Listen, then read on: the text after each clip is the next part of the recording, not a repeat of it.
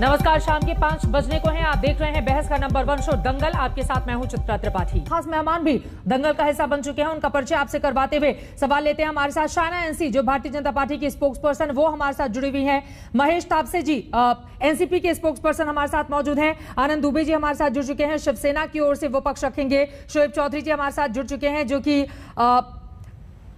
Film निर्देशक हैं, वो हमारे साथ शोएब चौधरी जी मौजूद हैं। आशुतोष श्रीवास्तव जी हमारे साथ जुड़े हुए हैं, सुप्रीम कोर्ट के वरिष्ठ वकील। और उमाकांत मिश्रा जी हमारे साथ जुड़े हुए हैं, फॉर्मर असिस्टेंट डायरेक्टर एनसीबी के, राजधानी दिल्ली से। लेकिन सबसे पहले शुरुआत आपसे ही करते हुए महेश तापसे जी, क्योंकि जिस तरह की बातें एनसीपी की ओर से, खासतौर से आपकी पार्टी की ओर से या नवाब मलिक की ओर से कही जा रही हैं, उससे तो लग रहा है कि एनसीबी के साथ आप लोगों का टकराव है। अगर कहीं ना कहीं इस पूरे मामले को लेकर और खासतौर से आरन खान को लेकर आज आप क्या कहना चाहेंगे? किस तरह से आप लोगों की नजर इस पर बनी हुई है, बताइए। देखिए, सबसे पहले तो मैं आपसे कहना चाहूंगा कि नेशनलिस्ट कांग्रेस पार्टी और महाराष्ट्र के एक जिम्मेदार मंत्री नवाब मलिक जी, इनका किसी भी प्रकार का कोई भी टकराव ये नैर्कोटिक कंट्रोल ब्यूरो के साथ नहीं है। जो जानकारी उन्होंने दी वो पब्लिक डोमेन में है। जानकारी किस सिलसिले में दी? जानकारी थी इस सिलसिले में कि जो विटनेस क्रूज रेड पार्टी के संदर्भ में दिखाए गए थे, वो तीनों के तीनों विटनेस आज नहीं है। मनीष भानुशाली भारतीय जनता पार्टी का एक नेता है, केपी गोसावी उसके पीछे ऑलरेडी पुलिस लगी हुई है, और उसका एक मुलाजिम जो उसका प्राइवेट बॉडीगार्ड था, वो भी एक विटनेस था, जिसने अभी नया एफिडेविट बना के अपनी एक भूमिका रखी है। दूसरा आक्षेप नवाब मलिक ने क्या रखा? उन्होंने वहां पे एक बर्थ सर्टिफिकेट, एक निकाहनामा प्रस्तुत किया, जिसमें उनका ऐसा मानना है। ठीक है, मैं उस पर लौटूंगी। अभी चूंकि शाहरुख खान के बेटे आर्यन खान को जमानत मिलेगी या फिर नहीं मिलेगी, इसी पर सभी की नजर है। लेकिन जिस तरह का टकराव इस वक्त देखने को मिल रहा है एनसीबी से, उसको लेकर भी मैं आपसे सवाल पूछूंगी। शायना हमारे साथ जुड़ चुकी है। शायना, सभी की निगाहें बॉम्बे हाईकोर्ट पर टिकी हुई हैं, लेकिन ऐसा लग रहा है कि एनसीबी की कार्रवाई से कहीं ज्यादा राजनीति इस पूरे मामले में हावी हो गई है और कोई भी पार्टी एक दूसरे से पीछे नहीं। बहुत ही अफसोस होता है क्योंकि राजनीति की कोई आवश्यकता नहीं है। ये एक राजनीतिक मुद्दा नहीं है, एक सामाजिक मुद्दा है। और जब सामाजिक मुद्दा होता है तो हम सभी चाहते हैं कि हमारे बच्चे सुरक्षित रहें, आते हुए पीढ़ी को ड्रग्स के इस चक्रव्यूह में न फंसते हुए हम सप्लाई चेन तक पहुंचे। अभी एनसीबी का काम क्या है? एनसीबी का काम स्पष्ट रूप से है कि जड़ तक पहुंचना। आपने जैसे बताया कि एनसीपी ने ऐसा बनाया है कि जैसे NCP versus NCB, Nawab Malik versus Sameer Wankhede, और इसकी आवश्यकता क्यों?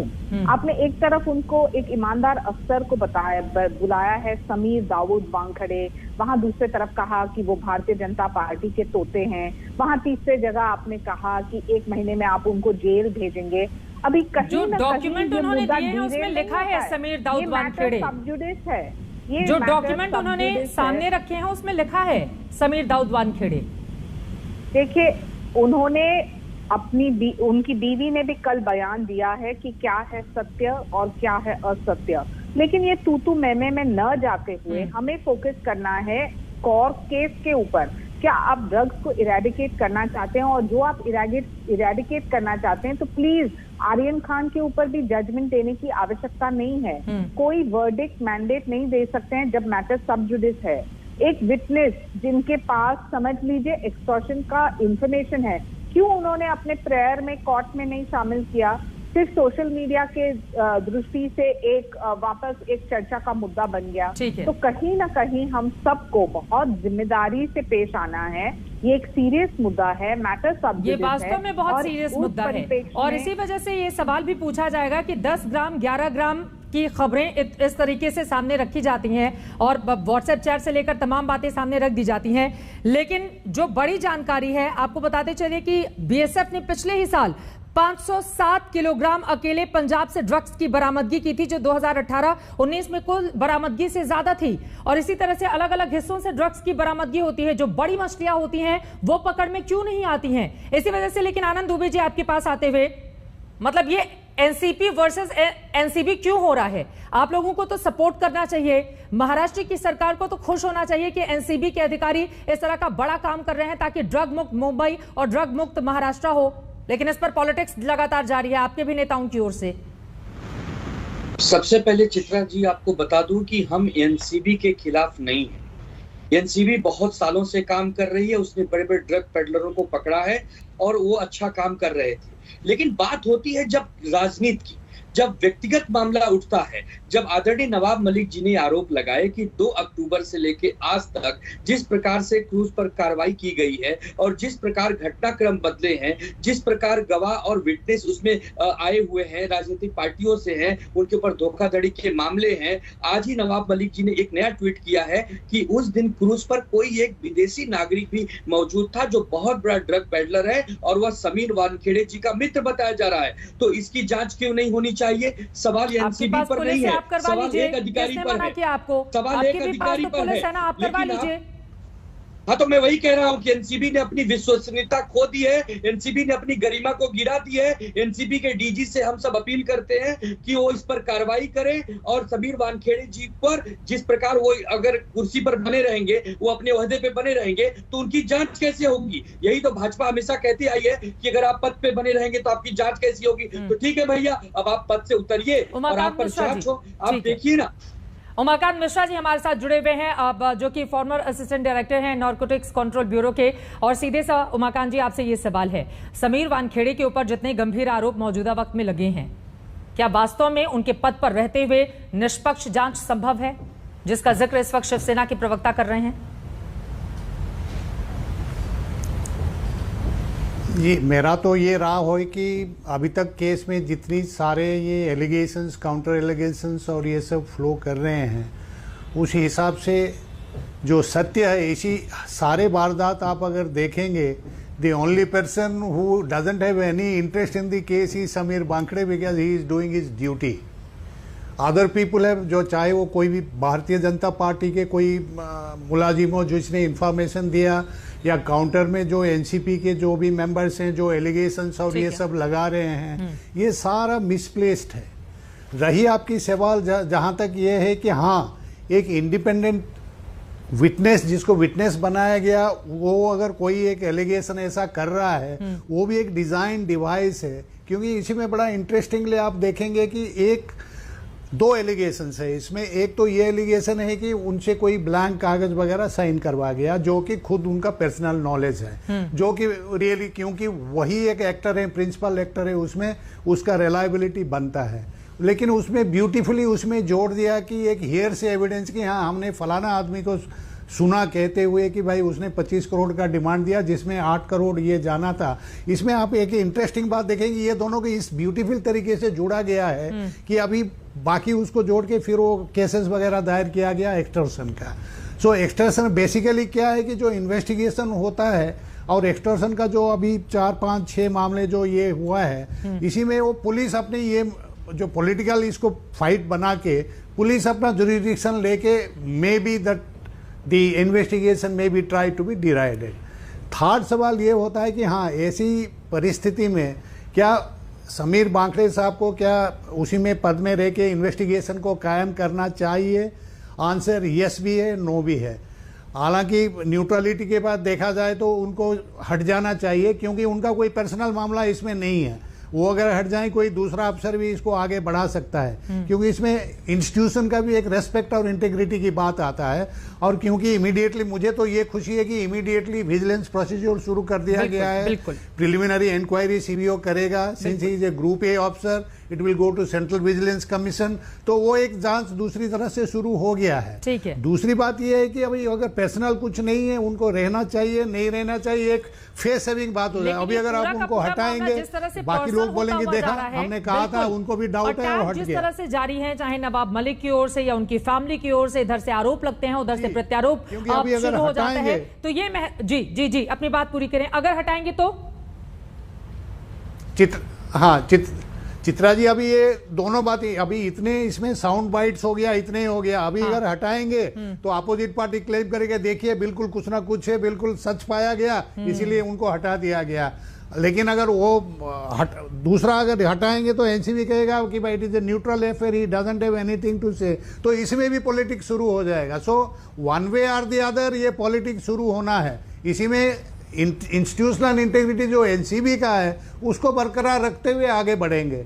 ये तो बाकी देखिए के सामने तो दोहरी चुनौती शुरू हो गई है ना, समीर वांगड़े का इसमें अधिकारी के ऊपर घूस लेने जैसे गंभीर आरोप लगते हैं तो यकीनन आप देश को कैसे बताएंगे कि जो आरोप लग रहे हैं वो गलत हैं। वहीं दूसरी तरफ अधिकारियों में ये भरोसा भी आपको कायम करना होगा कि अगर आप बड़े बड़े लोगों के ऊपर इस तरह से शिकंजा कसने की कोशिश करते हैं तो पूरा डिपार्टमेंट आपके साथ खड़ा हुआ है। ये दोनों ही परिस्थितियां हैं, ऐसे एनसीबी कैसे निपटेगी? इस सवाल का जवाब आप दीजिएगा। लेकिन आशुतोष श्रीवास्तव जी, सीधे मैं आपको रुख करते हुए फिर शोएब चौधरी जी मैं आपके पास आऊंगी।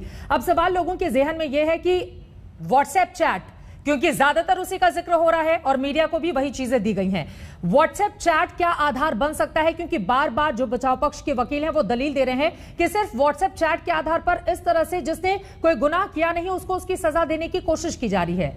व्हाट्सएप चैट क्या सबूत के तौर पर मान्य होता है कोर्ट के भीतर? देखिए, इसमें मैं दो बात बताना चाहता हूं।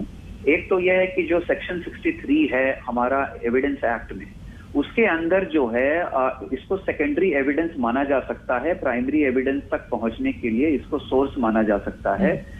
लेकिन जो है जब 2000 में आईटी एक्ट बना तो उसमें कुछ सर्टेन सेक्शन 65A लाया गया, जिसमें पहले, क्योंकि हमारे टाइम वो उस पहले कंप्यूटर्स नहीं थे, तो कंप्यूटर्स जब आए और कंप्यूटर सिस्टम आया, उसके कंटेंट्स को जो है एविडेंस मानना चाहिए नहीं मानना चाहिए, इसके लिए सेक्शन 65A को लाया गया। और साथ में सेक्शन 65B का जो सब सेक्शन 4 है उसके हिसाब से एक जो है सर्टिफिकेट फाइल करना पड़ता है अगर आप किसी भी व्हाट्सएप चैट या कोई भी कंप्यूटर का जो कंटेंट अगर आप प्रोड्यूस करते हैं कोर्ट में, जिसमें कि उस पर्टिकुलर डिवाइस का आईपी एड्रेस मेंशन होता है, वो प्रॉपरली वो डिवाइस कौन सी डिवाइस, क्योंकि ऐसे तो कोई भी शो कर सकता है कि ये हमें सो एंड सो कंप्यूटर से मिला, लेकिन उस पर्टिकुलर कंप्यूटर या मोबाइल फोन या कोई भी डिवाइस, उसका पूरा उसमें कंप्लीट डिटेल्स जो है सबमिट करना पड़ता है कोर्ट में। और मुझे लगता है ये मुद्दा भी आज बेल के लिए इंपॉर्टेंट है और इसको भी उठाया जा रहा है कि ऐसा कोई सर्टिफिकेट वैसे आज की परिस्थितियां क्या बताती हैं आशुतोष जी? सबके जहन में यही सवाल है कि क्या आज लग रहा है कि 23-24 दिन के बाद राहत मिल सकती है? दूसरा चित्रा जी, मैं एक और बात बताना चाहता हूं जो कॉन्स्पिरेसी की जो बात है, क्योंकि ये कहा जा रहा है कि भाई एक एक्यूज्ड के पास से कुछ भी बरामद नहीं हुआ तो उसको क्यों अरेस्ट किया गया ऐसे सिचुएशन में। तो इसमें जो सेक्शन 29 जो कॉन्स्पिरेसी डाला गया एनडीपीएस का, या फिर सेक्शन 120B कॉन्स्पिरेसी जो हमारा इंडियन पेनल कोड में है, उसको लगाया जाता है। उसका मतलब ये है, जिसमें एक एग्जांपल दूं कि अगर 7 लोग अगर गए किसी बैंक में और उन पे आरोप है कि उन्होंने वहां पे रॉबरी किया, तो जिसमें 5 या 6 लोग अंदर गए विथ आर्म्स के साथ, और उसमें एक जो आदमी था वो सिर्फ बाहर सीढ़ियों पे खड़ा था, वो सिर्फ ये देख रहा था कोई पुलिस तो नहीं आ रही या कोई आ तो नहीं रहा अंदर, हालांकि उसने डायरेक्टली कोई क्राइम नहीं किया, बट कॉन्स्पिरेसी के तहत जो है उसको कॉमन इंटेंशन माना जाता है और सबके ऊपर जो है सेम सेक्शंस के ऊपर ट्रायल को चलाया जाता है। हालांकि यहाँ पे मामला बेल का है, तो बेल में कोर्ट वो नहीं देखेगा ट्रायल के मामलों को, कोर्ट ये देखेगा कि इस पर्टिकुलर एक्यूज्ड को अब कस्टडी में रख करके इसको इन्वेस्टिगेट करने की जरूरत है या फिर नहीं है। वैसे भी बहुत ज्यादा दिन गुजर चुके हैं, ऐसे में वास्तव में एनसीबी को भी और जरूरत है या फिर नहीं है? हालांकि एनसीबी की दलीलें हैं कि चूंकि गवाहों को प्रभावित किया जा सकता है, अंतर्राष्ट्रीय रैकेट से तार जुड़े हुए हैं, इस वजह से इनका बाहर आना ठीक नहीं है। शोएब चौधरी जी, सबकी निगाहें तो लगी हुई हैं इस बात पर कि वो बाहर आएंगे या फिर नहीं आएंगे, लेकिन ये बात तो सच है कि व्हाट्सएप चैट को ही अगर हम आधार माने तो उसमें ड्रग्स के लेने का या इन तमाम बातों का जिक्र किया गया है, तो इस आधार पर यह नहीं कहा जा सकता कि वो 23 साल के हैं, वो मासूम है, उनको छोड़ दिया जाए। देखिए, मैं 23 साल की उम्र से मासूमियत को तो नहीं जोड़ना चाहूंगा, और व्हाट्सएप में जो दिखाया गया है वो रिया चक्रवर्ती के केस पे भी हम देख चुके हैं, उसका कोई रिजल्ट नहीं निकलता है। व्हाट्सएप चैट कितना एडमिसिबल है ये तो यहाँ बैठे हुए जो वकील लोग हैं वो बताएं, लेकिन ये जरूर है क्योंकि पहले दिन से इस केस को हम फॉलो कर रहे हैं तो ये समझ में आता है कि एक अधिकारी की इंटेग्रिटी के ऊपर जो सवाल उठाए गए हैं वो बहुत वैलिड नजर आते हैं, बड़े वाजिब सवाल है। और ये भी अच्छी बात है कि एनसीबी ने इंटरनल इंक्वायरी शुरू कर दी है, और मैं ये दुआ करता हूं कि इस इंक्वायरी में जो इल्जाम उनके ऊपर उठाए गए हैं वो इल्जाम झूठे निकले, क्योंकि अगर गलती से ये सच निकल आए तो इस देश की जनता का इन एजेंसीज के ऊपर से भरोसा उठ जाएगा, और उसके साथ साथ आप सोचिए कितनी बड़ी प्रॉब्लम ये पैदा होगी कि अगर ये अधिकारी के ऊपर उठाए गए सवाल सच निकल आते हैं तो जितने केसेस इन्होंने 10-12 साल की सर्विस में जितने लोगों को अंदर किया होगा और जो केसेस किए होंगे उन सब को भी वापस इनके ऊपर उस चीज को रिपीट करने की उसके ऊपर कुछ उनको मौका मिलेगा ताकि वो ये साबित करने की वापस कोशिश करेंगे कि उनको भी गलत तरीके से फंसाया गया। नहीं, लेकिन आप क्या कहना चाहते हैं? मतलब अगर कोई अधिकारी निष्पक्ष होकर जांच कर रहा है और बाद में उसके ऊपर आरोप लगते हैं, हालांकि ये बात सच है कि वो सही है या फिर गलत है, जांच के बाद ही इसका फैसला होगा, लेकिन एनसीबी ने ही तो जांच को आगे ले जाने की बात भी कही है। और इस वक्त की बड़ी खबर हम लगातार अपने दर्शकों को दिखा रहे हैं, सुनवाई कल तक के लिए टल गई है। एक बार फिर से सुनवाई जो जारी थी वो कल तक के लिए टल गई है, यानी कि आज भी आर्यन खान, मुनमुन और अरबाज को राहत नहीं मिली है। सुनवाई कल तक के लिए फिर से टल गई है। आपको बता दें कि बीते दिन से ही सुनवाई जारी थी। सबसे पहले कल 2:30 बजे फिर से सुनवाई होगी और फिर से दलीलें रखी जाएंगी। अभी एनसीबी की दलील बाकी ही है, लेकिन मुनमुन के वकील की ओर से दलीलें रखी जा रही थी। इस बीच सुनवाई कल तक के लिए टल गई है। हमारे साथ अरविंद ओझा अगर जुड़े हुए हैं। अरविंद, सीधे आपका रुख करते हुए, आर्यन को आज भी बेल नहीं और अब सुनवाई कल फिर से होगी दोपहर 2:30 बजे से। चले उनके पास हम चलेंगे, लेकिन आर्यन को आज भी बेल नहीं मिली है। कल 2:30 बजे फिर से होगी सुनवाई। बड़ी जानकारी निकलकर सामने आ रही है। यकीनन मुश्किलें यहां पर आर्यन खान, उनके दोस्तों की, और ये तस्वीरें आपको दिखा रहे हैं। आपको बता दें, मुकुल रोहतगी टीवी स्क्रीन पर आपको दिखाई दे रहे हैं, आर्यन खान के वकील, जिन्होंने लंबी चौड़ी दलीलें आर्यन के पक्ष में रखी और उनके साथ एक बड़ी टीम भी है, जैसा कि टीवी स्क्रीन पर आपको दिखाई दे रहा है। लेकिन आज भी राहत नहीं मिल पाई है आर्यन खान को और सुनवाई कल 2:30 बजे फिर शुरू होगी। उसके बाद आगे क्या होता है ये देखना महत्वपूर्ण रहेगा। लगातार एक के बाद एक कई वकील दलील रख चुके हैं, लेकिन निचली अदालतों से आर्यन को राहत नहीं मिली। मुंबई ड्रग केस में बॉम्बे हाईकोर्ट में आर्यन खान की जमानत पर सुनवाई लगातार जारी थी। आपको बता दें, इसके पहले वकील अमित देसाई ने प्रोसीडिंग को जारी रखते हुए जमानत के पक्ष में दलीलों की शुरुआत की थी। लेकिन फिलहाल जो बड़ी जानकारी सामने आई है, कल 2:30 बजे के बाद फिर से सुनवाई होगी, यानी कि लंच के बाद ड्रग्स केस में सुनवाई कल तक के लिए टल गई है।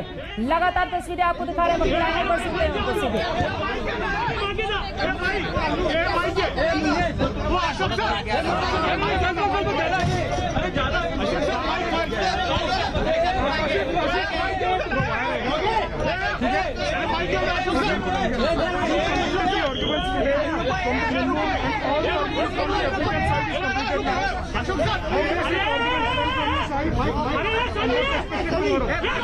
See, the arguments of all the three accused number 1, 2 and 3 are concluded already today, and the AG is yet to argue, which is kept for further arguments tomorrow at same time after 3 p.m.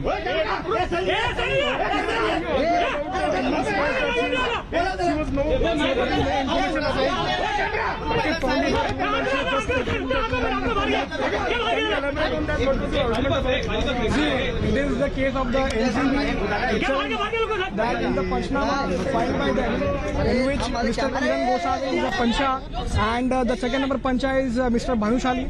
The Panchnama itself is clearly stating the fact that nothing incriminating substance was found from the personal possession of Miss Munmun Dameja. And they were suspicious on Miss Soumya Singh as well as Munmun Dameja, and when the other woman's personal luggage and baggage was searched, some incriminating substance were found, which are rolling papers and some pads.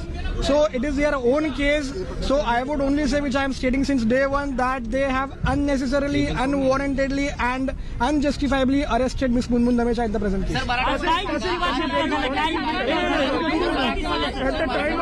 At the time of arrest, there was no mention of conspiracy. Only possession and consumption was mentioned in the arrest memo, and later the conspiracy thing was. See, the sections leveled against me as well as Mr. Aryan Khan as well as Arbaz Merchant, ये तीनों के ऊपर जो भी sections लगे हुए हैं वो सेक्शन सबके कॉमन है, और अरेस्ट के टाइम पे भी यही सेक्शंस पुट अप हुए थे, इंक्लूडिंग सेक्शन 35 जो कि मेंटल स्टेट की बात करता है। उसके बाद आगे जब रिमांड कैरी ऑन हुआ है तब इन्होंने सेक्शन 29 इन्वोक किया है, जो कि कम्प्लीटली अनजस्टिफाइड है, क्योंकि सेक्शन 29 जो है वो एनडीपीएस का वो कंप्लीट नहीं है अब हमारे सबमिशन में, और इसीलिए हमने आज कोर्ट को भी ये रिक्वेस्ट किया है कि 29 सेक्शन के ऊपर कुछ ऑब्जर्वेशन आना जरूरी है, क्योंकि 29 सेक्शन जो है वो सिर्फ कॉन्स्पिरेसी की बात करता है, लेकिन किस तरह की कॉन्स्पिरेसी, स्मॉल क्वांटिटी की, इंटरमीडिएट की या कमर्शियल के लिए, उसके बारे में ये साइलेंट है। ये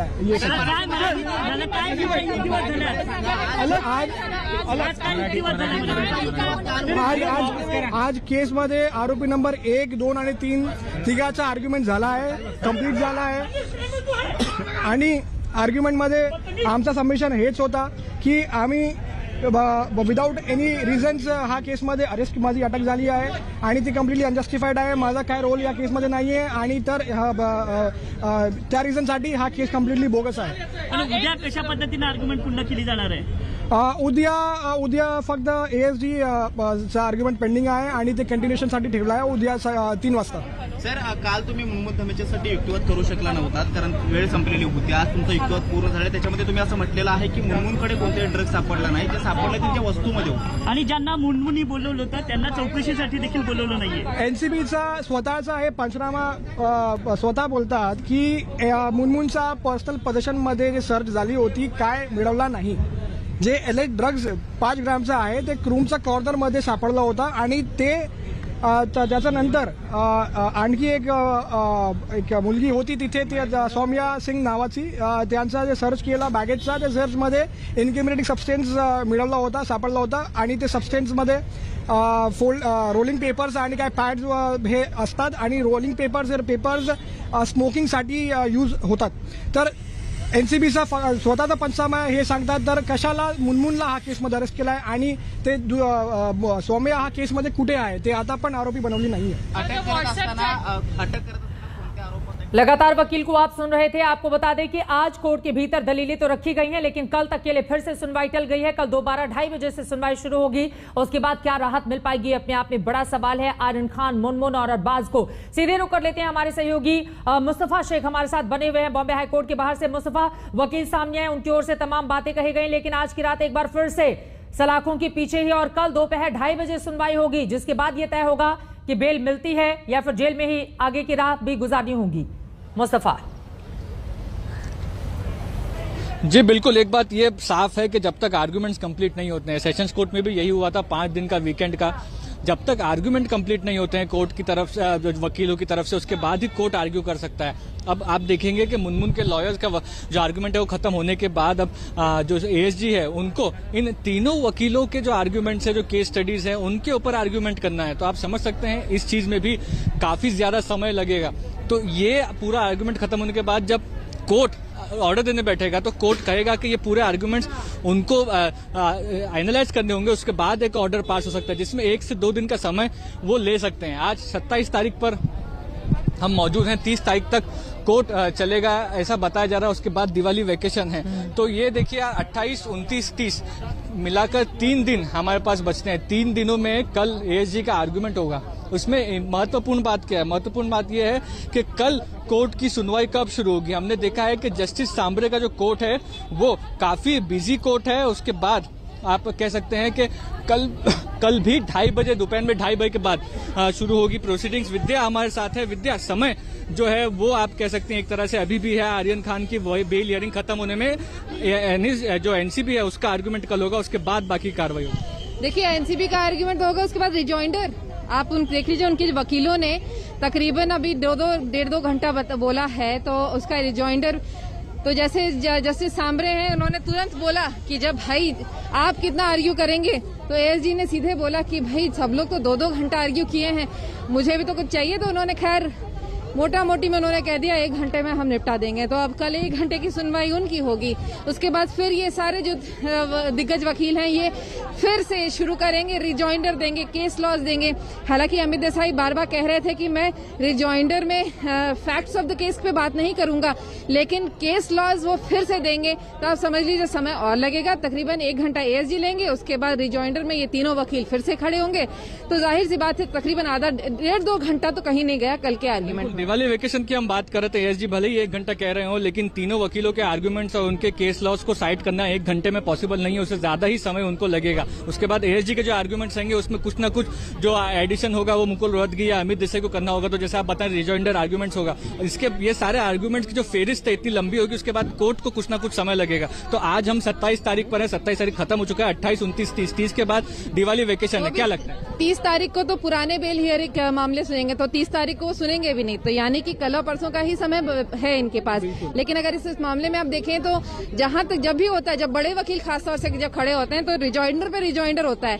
आज जैसे हमने अचित कुमार के केस में भी किया था, आप तो वहां खुद थे, आप कल ऑलरेडी एप्लीकेंट की तरफ से बिल्कुल अश्विन थूल ने आर्ग्यू किया, फिर एनसीबी की तरफ से वकील ने आर्ग्यू किया, फिर अश्विन थूल ने आर्ग्यू किया, फिर सेठना ने आर्ग्यू किया, मतलब और उसके बाद फिर थूल ने आर्ग्यू किया। तो ये तो रिजॉइंडर पे सब रिजॉइंडर और बाकी होता जा रहा है लगातार। लगता है जैसे कि बहस खत्म ही नहीं होने वाली है इन लोग की। बिल्कुल, तो एक लंबा समय इस वक्त हमको लगता है कि होने वाला है जब आर्यन खान की बेल की पूरी तरह से हियरिंग खत्म होकर ऑर्डर होकर उसके बाद जो फाइनल ऑर्डर है वो उस तक पहुंचने में, और सिर्फ 2 दिन हमारे पास 2 से 3 दिन का जो कोर्ट का वर्किंग टाइम है, उसके बाद दिवाली वेकेशन है। तो ये समय इस वक्त बहुत इंपॉर्टेंट लग रहा है। आर्गुमेंट्स तो इन केस में इंपॉर्टेंट है, फैक्ट्स केस में इंपॉर्टेंट है, लेकिन समय भी विद्या काफी इंपॉर्टेंट है। बिल्कुल, ये बड़ी बात मुस्तफा विद्या ने भी जो जानकारी दी है। अब इस सवाल ये है कि आर्ग्यूमेंट कब तक चलता रहेगा, राहत मिल पाएगी दिवाली के पहले या फिर नहीं मिल पाएगी। 23 से 24 दिन गुजर चुके हैं, वो सबूत एनसीबी के पास कौन कौन से हैं जिसके आधार पर निचली अदालतों में उसका पक्ष मजबूत रहा? क्या हाईकोर्ट भी उन्हीं का संज्ञान लेगा या फिर हाईकोर्ट की ओर से इन लोगों को राहत दे दी जाएगी? बहुत सारे ऐसे सवाल हैं जिनका जवाब मिलना बाकी है, लेकिन आर्यन खान को आज भी राहत नहीं मिली है। ये इस वक्त की सबसे बड़ी खबर है। मुस्तफा, विद्या से पूछे कि कोर्ट के भीतर क्या कुछ हुआ। मुकुल रोहतगी ने कल अपनी बात रखी थी, आज भी वो पूरे अपनी बड़ी टीम के साथ वहां पर मौजूद थे। उनकी ओर से और अंदर क्या बातें कही गई हैं, विस्तार से इसके बारे में जानकारी लीजिए मुस्तफा। जी बिल्कुल, विद्या से भी हम थोड़ी देर में बात करेंगे, लेकिन जो आज मेन आर्गुमेंट्स रहे हैं वो अमित देसाई की तरफ से रहे हैं, जो कि वकील हैं अरबाज मर्चेंट के। उन्होंने सेक्शंस को लेकर के सारी बातें की थी और केस लॉस काफी ज्यादा साइड किए गए हैं। सबसे इंपॉर्टेंट बात यह रही कि जो ड्रग्स पोजेशन की बात है वो बार बार की गई अरबाज की तरफ से। अरबाज के पास ड्रग्स मिला है, लेकिन कंजम्पशन का केस बनना चाहिए, उसके बजाय कॉन्स्पिरेसी का केस जो है वो बनाया गया है। और इस पूरे मामले में अभी तक जो लोग जेल में हैं उन्हें अगर आप देखें तो पूरी जो पनिशमेंट लगती है केस प्रूव होने के बाद वो 1 साल की लगती है, लेकिन इसमें कॉन्स्पिरेसी का जो एंगल दिया जा रहा है उसकी वजह से ज्यादा समय लगेगा। जो वकील है वो ये मोटे मोटे तौर पर देख रहे हैं कि जो कॉन्स्पिरेसी है उस कॉन्स्पिरेसी को क्रूज का जो ड्रग्स क्रूज का केस है उससे अलग करके अगर आप देखें तो ये एक तरह से पूरा अलग मामला नजर आता है, क्योंकि व्हाट्सएप चैट जो है वो ड्रग्स कंजम्पशन को लेकर हैं, वो किए गए हैं 2019-2020 में। जो ड्रग्स की जो पार्टी बताई जा रही है क्रूज पे वो थी 2021 में। तो ये दोनों चीजें जुड़ती नहीं, इसलिए कॉन्स्पिरेसी एस्टेब्लिश नहीं किया जा सकता। अचित कुमार की अगर आप बात करें, अरबाज मर्चेंट के जो सप्लायर बताए जाते हैं तो वो आप कह सकते हैं इस केस से किस तरह से एनसीबी जोड़कर कॉन्स्पिरेसी एस्टेब्लिश कर रही है। एनसीबी का ये दावा है कि कहीं ना कहीं केस को इन्फ्लुएंस किया जा रहा है, ऐसा कि मैनेजर इस केस को इन्फ्लुएंस कर रही है। साथ ही साथ जो अभी तक एविडेंसेस सामने आए हैं उसमें एक फॉरेन नेशनल की भी तलाश है। 20 लोगों को जो है वो अरेस्ट किया गया है इस पूरे मामले में। तो ये बड़ा मामला एनसीबी की तरफ से है और इसीलिए बार बार एनसीबी ये पूरे मामले को एक साथ देख रही है। अरबाज मर्चेंट, मुनमुन धनेचा, आर्यन खान कॉन्स्पिरेसी का भाग है ऐसा बताया जा रहा है, उनकी बेल लगातार अपोज की जा रही है। लेकिन इन सब के बीच एक तरफ जो क्रूज ड्रग्स मामला है वो चल ही रहा है, लेकिन समीर वानखेड़े को लेकर जिस तरह की कंट्रोवर्सी क्रिएट हो चुकी है उसे भी बहुत सारे सवालों को, और निष्पक्ष जांच पूरे मामले में कैसे होगी ये भी अपने आप में बड़ा सवाल है, क्योंकि दिल्ली से भी एक टीम मुंबई पहुंची हुई है। और जो रोल है समीर वानखेड़े का, खासतौर से जिस तरह के आरोप उनके ऊपर लगातार नवाब मलिक और उनकी टीम की ओर से लगाए जा रहे हैं, सच कैसे कब देश के सामने आएगा ये अपने आप में बड़ा सवाल है। लेकिन सबसे बड़ी खबर इस वक्त की जो आज तक ने आप तक पहुंचाई, आपको बता दें आर्यन खान को आज भी राहत नहीं मिली है। कल सुनवाई फिर से शुरू होगी दोपहर 2:30 बजे के बाद। जो सुनवाई शुरू होगी उसके बाद क्या आर्यन को, अरबाज को, मुनमुन धमेचा को मिल पाती है राहत, ये देखना रहेगा काफी ज्यादा महत्वपूर्ण। तमाम मेहमान हमारे साथ जुड़े हुए थे, आप सभी का बहुत शुक्रिया हमारे साथ इस चर्चा में शामिल होने के लिए। आज भी आर्यन खान को नहीं मिली है बेल। आपको बता दें आर्यन, मुनमुन धमोचा और अरबाज तीनों के वकीलों ने अपनी दलीलें खत्म कर दी हैं। कल एनसीबी की ओर से अपनी दलीलें रखी जाएंगी दोपहर 2:30 बजे के बाद। लेकिन मुनमुन के वकील की ओर से आज पूरे मामले में कोर्ट के भीतर क्या कुछ हुआ है, उसको क्या लेकर दी गई है मीडिया को जानकारी, सुनिए। Sections leveled against me as well as Mr. Aryan Khan as well as Arbaz Merchant, ये तीनों के ऊपर जो भी सेक्शंस लगे हुए हैं वो सेक्शन सबके कॉमन है और अरेस्ट के टाइम पे भी यही सेक्शंस पुट अप हुए थे। इंक्लूडिंग सेक्शन 35 जो कि मेंटल स्टेट की बात करता है। उसके बाद आगे जब रिमांड कैरी ऑन हुआ है तब इन्होंने सेक्शन 29 इन्वोक किया है, जो कि कंप्लीटली अनजस्टिफाइड है, क्योंकि सेक्शन 29 जो है वो एनडीपीएस का वो कंप्लीट नहीं है अब हमारे सबमिशन में, और इसीलिए हमने आज कोर्ट को भी ये रिक्वेस्ट किया है कि 29 सेक्शन के ऊपर कुछ ऑब्जर्वेशन आना जरूरी है, क्योंकि 29 सेक्शन जो है वो सिर्फ कॉन्स्पिरेसी की बात करता है, लेकिन किस तरह की कॉन्स्पिरेसी, स्मॉल क्वांटिटी की, इंटरमीडिएट की या कमर्शियल के लिए, उसके बारे में ये साइलेंट है। अब कल क्या होगा इस पर रहेगी हमारी नजर। इसी के साथ दंगल में अभी के लिए मेरे साथ बस इतना ही। देश और दुनिया की बाकी खबरों के लिए आप देखते रहिए आज तक। आज तक बेमिसाल 20 साल।